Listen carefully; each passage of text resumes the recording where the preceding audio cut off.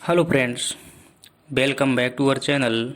आज जो है हम ऐतिहासिक कहानी की श्रृंखला में अगला टॉपिक लेंगे और अगला टॉपिक जो है हमारा वैदिक संस्कृति है। फ्रेंड्स, हमने पिछली कक्षा में जो पिछले वीडियो में हमने देखा था कि हड़प्पा सभ्यता की कहानी हमने देखा था उसमें कि किस प्रकार से हड़प्पा सभ्यता आज से 2000 साल पहले एक ऐसी सभ्यता थी जैसी सभ्यता दुनिया में 18वीं शताब्दी में इंग्लैंड जैसे देश में भी विकसित नहीं हो पाई थी। आखिर इस प्रकार की सभ्यता का पतन हो गया, ये बात कर ली थी हम। पतन के पश्चात भारतीय भूमि पर एक ऐसी सभ्यता का विकास हुआ जिसे हम क्या कहते हैं, वैदिक सभ्यता के नाम से जानते हैं दोस्तों। लेकिन यह सभ्यता पूरी की पूरी सिंधु घाटी सभ्यता से अलग थी। जहां सिंधु घाटी सभ्यता में हम देखें तो पक्के घर बने हुए थे, पक्की सड़कें बनी हुई थी, लेकिन यह सभ्यता पूरी की पूरी ग्रामीण संस्कृति पर बेस्ड थी। आज इसी सभ्यता की कहानी की बात करेंगे। आखिर क्यों ऐसा हुआ, किसने ये किया, कहाँ गई वो हमारी सभ्यता, और कौन आए थे और किस प्रकार से आर्य भारत में आए और आर्य संस्कृति का भारत में उद्भव हुआ और भारतीय जो मूल संस्कृति थी उसका पतन हुआ। कहाँ गए वो लोग जो भारत में रहते थे, इन सभी मुद्दों पर चर्चा करूंगा।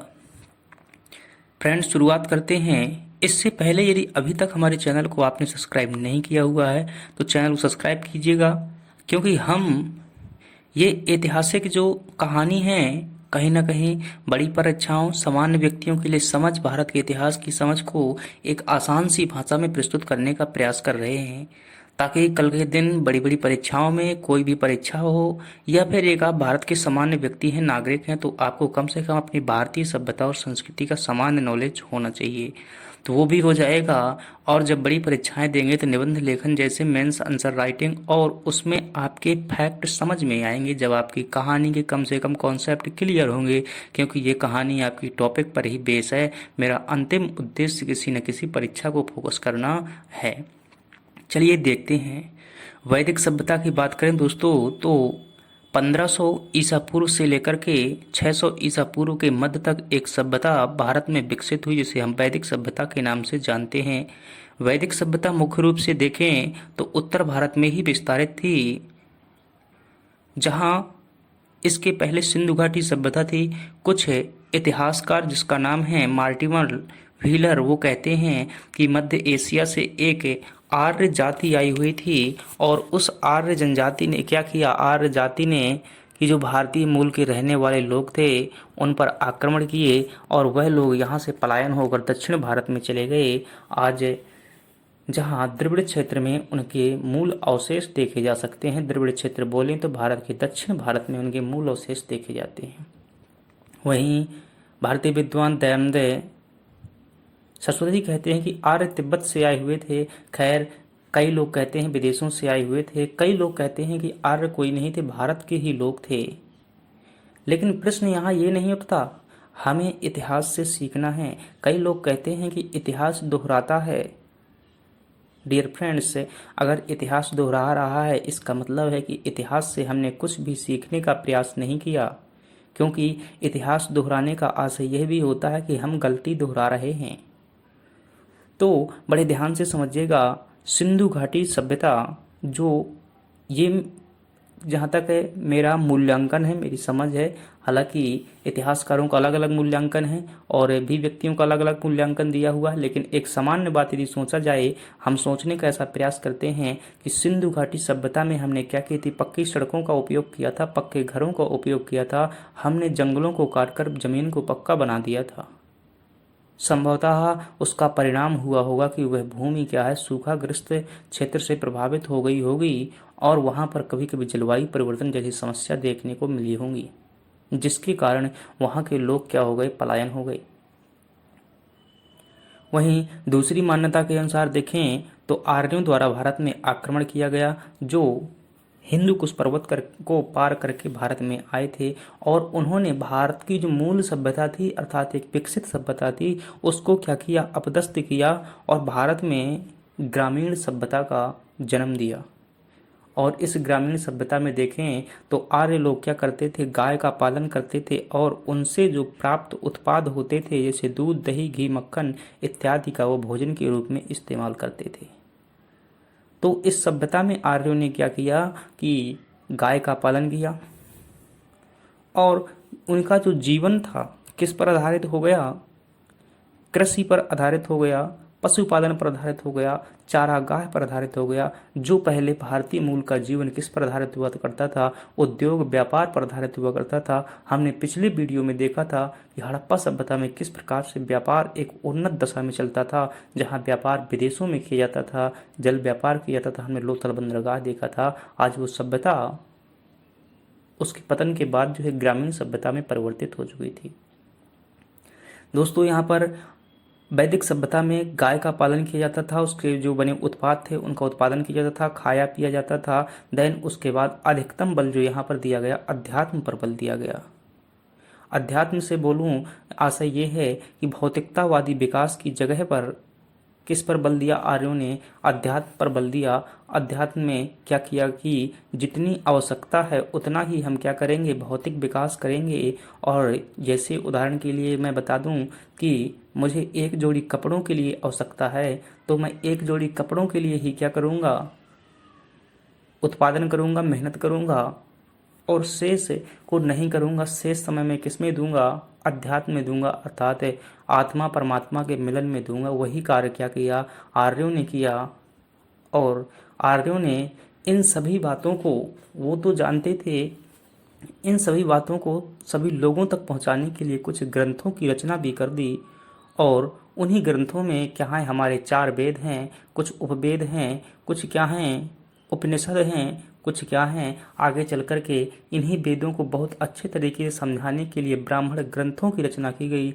ब्राह्मण ध्यान रखिए, कोई व्यक्ति ना होकर के क्या है, ग्रंथ का नाम है। और इन ग्रंथों की रचना वेदों को समझाने के लिए की गई थी, क्योंकि वेद जो हैं संस्कृत भाषा में लिखे हुए थे और संस्कृत सभी को समझ में नहीं आती थी। भारत की जो मूल भाषा थी पहले सिंधु घाटी सभ्यता में चलती थी, वो भाव चित्रात्मक लिपि थी। ये संस्कृत आर्यों द्वारा दी गई भाषा थी। अगली बात करें, आर्यों की ही देन माना जाता है भारत में वर्ण व्यवस्था को। वर्ण व्यवस्था जिसमें 4 वर्ण समाज में बांटे गए थे। याद रखिएगा, शुरुआत में जब वर्ण व्यवस्था बनी थी तो इसका उद्देश्य जाति पाति छुआछूत करना नहीं था। ये बिल्कुल सत्य बात है। आगे भविष्य में क्या हुआ, कुछ लोग अपनी श्रेष्ठता स्थापित करने के लिए क्या करने लगे, खुद को श्रेष्ठ मानने लगे और कार्य के आधार पर उनका व्यक्तियों का मूल्यांकन करने लगे।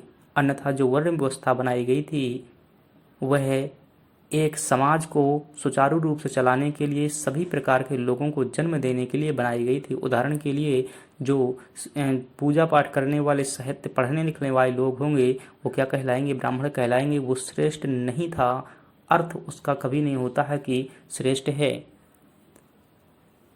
और जो सबसे निम्न तबके का लोग वर्तमान के अनुसार माना जाता है दलित समुदाय, वह अछूत नहीं था उस व्यवस्था के अनुसार। परंतु आगे चल कर के इस व्यवस्था में कुप्रथाएं आई और कुछ स्वार्थी मानसिकता बनाने के लिए, अपनी आवश्यकताओं को पूर्ति करने के लिए, जैसे जो बड़े बड़े पद पर बैठ गए तो फिर क्या है, वो उनकी भावना बदल गई और वो जो आध्यात्मिक सभ्यता थी शुरुआत में जन्म ली थी, उस आध्यात्मिक सभ्यता का धीरे धीरे पतन होने लगा।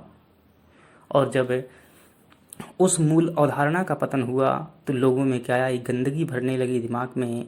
और इस गंदगी का परिणाम ही हुआ कि लोगों में भेदभाव हो गए। कालांतर में ऐसी व्यवस्था बनाई दी गई कि जीवन जीने के लिए आपको इतने प्रकार के यज्ञ करने की आवश्यकता होगी। ऐसा नहीं था, कोई यह व्यवस्था बाध्यकारी नहीं थी, परंतु अपनी श्रेष्ठता स्थापित करने के लिए, क्योंकि जब जीवन करने के लिए कुछ कार्य किए जाएंगे तो उन कार्यों में क्या थी कि जो श्रेष्ठ वर्ण था उसकी आवश्यकता होती थी। अथर्ववेद में उल्लेख मिलता है कि एक व्यक्ति को यज्ञ संपन्न कराने के लिए 17 प्रकार के ब्राह्मणों की आवश्यकता पड़ती थी। तो ये क्या था, एक प्रकार का अपना प्रभुत्व स्थापित करना ही था। परंतु यह व्यवस्था ज़्यादा समय तक नहीं चल पाई। कालांतर में दोस्तों क्या हुआ इस व्यवस्था के खिलाफ लोगों ने विद्रोह करना प्रारंभ कर दिया, क्योंकि जो व्यापारी वर्ग था उसे यह कह दिया गया कि आप क्या कर सकते हैं, विदेश यात्रा नहीं कर सकते हैं, समुद्र यात्रा नहीं कर सकते हैं, और ऐसा नहीं करेंगे तो फिर व्यापार कैसे चलेगा। जो किसान वर्ग है उसने भी इस समुदाय का विरोध किया। ऐसा क्यों किया? क्योंकि वह जो धार्मिक कर्मकांड होते थे उसमें गाय को बलि के रूप में दिया जाता था, और हम जानते हैं कि 1000 ईस्वी में लोहा का आविष्कार हो चुका था। लोहा के आविष्कार होने के बाद खेती के लिए बैलों की आवश्यकता पड़ती थी, और जब गाय बलि में दी जाएगी तो फिर बैल कहाँ से पैदा होगा, इसलिए किसान वर्ग द्वारा भी इसका विरोध किया गया।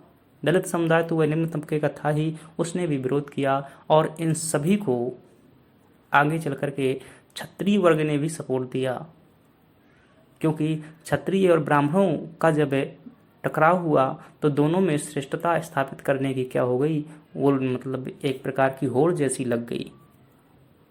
दोनों द्वारा अपनी श्रेष्ठता स्थापित करने के लिए क्षत्रिय वर्ग द्वारा कहा गया कि हम ही समाज की रक्षा करते हैं, साम्राज्य की रक्षा करते हैं, शासन संचालन करते हैं, तो श्रेष्ठ कौन होगा।